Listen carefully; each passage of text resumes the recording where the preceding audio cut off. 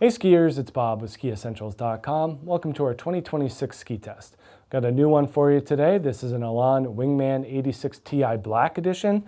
We got on this ski early in January at a demo day in Pico in Vermont. It was a really fun day. Nice packed powder with a couple inches of snow on top. And anytime that you're at one of these demo events, the main drag gets cut up pretty quickly. So we were dealing with somewhat adverse conditions in groomers. And I think that that's where this 86 Ti Black Edition really comes in handy, because it still has that front side mentality, but with more width to it. So you're still getting a powerful performance out of the ski because it's got a pretty sturdy construction. You're also getting a little bit more balance and a nice platform to stand on because of the width. And overall, this thing just ripped. We were very impressed. We got on the new 83 Ti, 86 Ti, and then this one. Certainly, I feel like there's a special place for this Black Edition series of ski, especially with Elan, within Elan's brand, as it's the closest we've seen so far to a Ripstick 88 Black Edition. They drew a lot of inspiration from Ripstick in the tail, and then a little bit more of a primetime feel. They're more frontside dedicated ski in the shovel. But really at 86 underfoot, we're only 2 millimeters away from a Ripstick 88 in terms of waist width, and then more of that tail. So from, just about the forebody back, it really feels a lot like a Ripstick.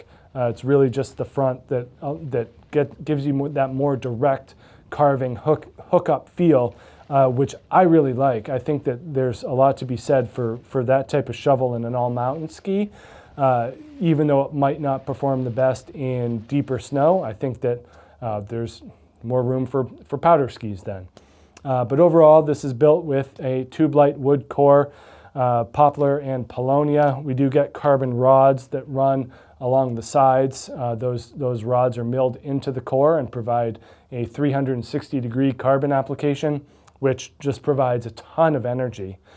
We also get unidirectional carbon strips on the bottom of the core, and those are asymmetric in length, and they provide more grip and energy on the downhill edge of the ski as opposed to the uphill. So because there's a right-left specific, Elan can be really creative with their engineering.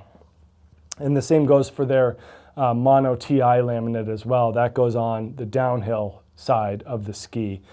Just delivering more power and dampness. So a lot of carbon and metal going on here, but still not overly stiff. There's definitely something to be said for this flex here, allowing the skier to access the entirety of the side cut. It just makes a lot of sense, especially when given how this tail shape all plays out. A little bit stiffer at the very end of the tail, but super fun to hook into the turn with this new turn shape and style here. From a shaping perspective, we're at a 16-meter turn radius here in the 174. They also used their Amphibio rocker profile just to make it a little bit more seamless to get into and out of the turns. It's just incredibly easy to keep your skis parallel because there's more rocker on the uphill edge and more camber on the downhill edge. So it makes these feel like one cohesive unit as opposed to two independent entities on your feet. But other than that, there's not a whole lot of rocker going on here. The tips are very much engaged, a long effective edge, minimal to zero taper up here, and that really helps you hook into the turn. They really create a high edge angle really fast. That was kind of the main takeaway here.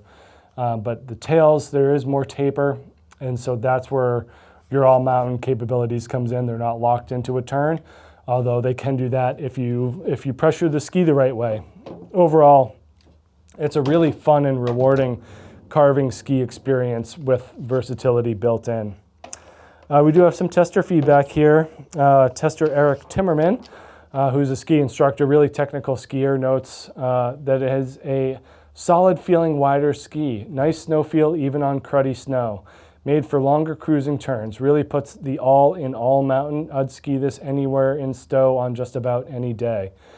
Yeah, I think that that's a really good point and super valid as kind of a Vermont everyday ski. 86 is right in the sweet spot, I think, for most on-piste groomer activities while keeping it wide enough to be amenable to softer days or kind of roughed up conditions throughout the day. But yeah, he had mentioned nice snow feel even on cruddy snow, and that was 100% my experience as well, especially in drier, softer snow when it gets cut up. These skis plowed right through. Very impressive stuff. I do think that there is kind of an advanced range here where it sits squarely in. There's that expert skier who's going to love this thing, but it's not overpowering. There are stronger 86s out there in the world, more front side oriented. There's also an intermediate component here, those that are looking for kind of something to grow into, a high quality product with good finish and polish. I think that there's a lot to be said for that here as well. Also notable, this ski does come flat or with this system binding, and that's going to open up a lot for skiers who want to put their own drill mount binding on this ski and kind of open up the flex. So I would love to get a pair of these and put, just a regular binding on here and really kind of unlock the all mountain capabilities as opposed to this system, which is a little bit more front side oriented. Either way, super impressed with this new Elan Wingman 86 Ti Black Edition. Make sure you check it out at SkiEssentials.com, and we'll see you out there on the hill. Bye.